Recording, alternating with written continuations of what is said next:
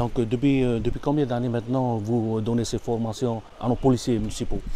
Les premières formations ont lieu en 99 en fait, pour la police municipale de Papeete, puis après ça a été Punavia assez rapidement, Maïna. Et depuis 6 ans en fait, on fait ça dans le cadre du CGF, du centre de formation de la Polynésie française, et avec une validation police nationale. À quel moment il faut utiliser tout ce matériel comme les tonfa et tout? Le moment où l'individu devient violent? Oui, les bâtons de défense vont être utilisés uniquement dans le cadre de la légitime défense. Lorsque le policier va être agressé face à quelqu'un qui peut être porteur d'un couteau, d'un coupe-coupe, d'un bâton, en fait, donc pour se protéger et désarmer et maîtriser l'individu, en fait, on va utiliser ces bâtons-là. Bien sûr, à l'issue, il y aura un menottage et une mise à disposition d'un officier de police judiciaire, en fait. Alors, depuis déjà longtemps maintenant, vous donnez ces formations, donc ils sont à quel niveau maintenant, nos policiers? Alors les policiers municipaux n'ont cessé d'augmenter en niveau, en fait, parce qu'en plus maintenant ils sont tous passés la PJA, ils sont tous adjoints de police judiciaire. Et les formations bâtons ont une continuité parce qu'on a formé 14 moniteurs. Là, la semaine dernière, on a démarré une formation avec des moniteurs dans chaque brigade pour qu'ils puissent maintenir les compétences de leurs collègues sur tout ce qui est utilisation du bâton de défense, mais aussi sur tout ce qui est technique de police, ce qu'on appelle les gestes techniques professionnels en intervention, les GTPI en fait.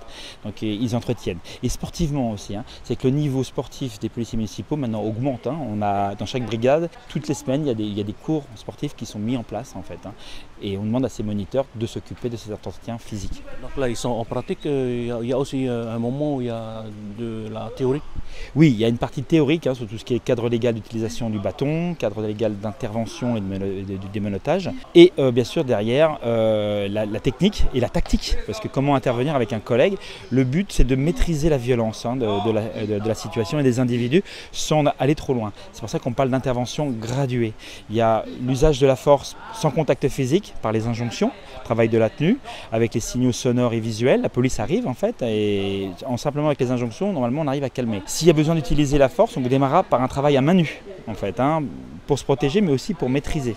Et puis après, si la violence, si le danger augmente, on va passer sur les bâtons de défense télescopique et tonfa. Et si jamais c'est plus haut, s'il y a une arme à feu, on va demander à la DSP ou la gendarmerie de venir. Parce que les policiers municipaux n'ont pas d'armes létales, n'ont pas d'armes à feu sur eux en fait. Donc la self-défense, tous ces gestes-là sont importants au moment où il y a embuscade.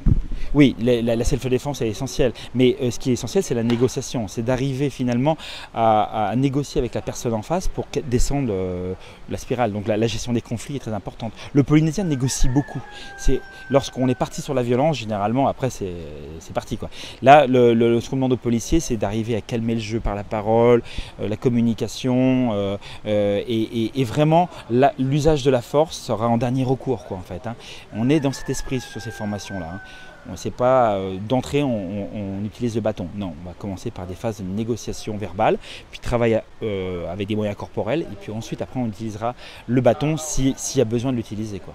Alors, sur plusieurs parmi nos policiers municipaux de la ville de Papeete, ils sont que 9. Comment ça se fait? C'est par groupe? Alors oui, c'est les 9 derniers policiers qui n'ont pas été formés il y a 2 ans en fait. Les premières habilitations, les 70 policiers de la police municipale de Papeete en fait ont suivi une formation l'année dernière en fait. Donc il y a eu 4 groupes et là c'est le reliquat des gens, dont des personnes qui étaient en service administratif qui sont passées sur le terrain. Parce que ça tourne un petit peu quoi. Donc voilà, donc c'est ceux qui n'avaient pas pu suivre, qui étaient en congé maladie, en congé vacances, et c'est le dernier groupe. Ça va? Ils sont sympas avec vous? Le Polynésien est super. Donc l'examen c'est pour quand? L'examen c'est demain en fait. On leur fait l'examen donc avec une phase théorique, une phase pratique et une phase tactique. En fait. Alors je suppose que d'autres villes vous attendent aussi. Alors après Papeete, ça sera quelle ville alors? Alors après Papeete, je vais faire Raiatea en fait. Uturua voilà, je tourne les îles, j'ai fait Tubuai au mois de janvier en fait, Moorea il y a à peu près 1 mois en fait, et Raiatea c'est la première au mois de novembre. Voilà. Pour terminer, on a la formation des moniteurs qui se poursuit au mois d'octobre en fait, à Punavia, donc à la salle de la Punaru.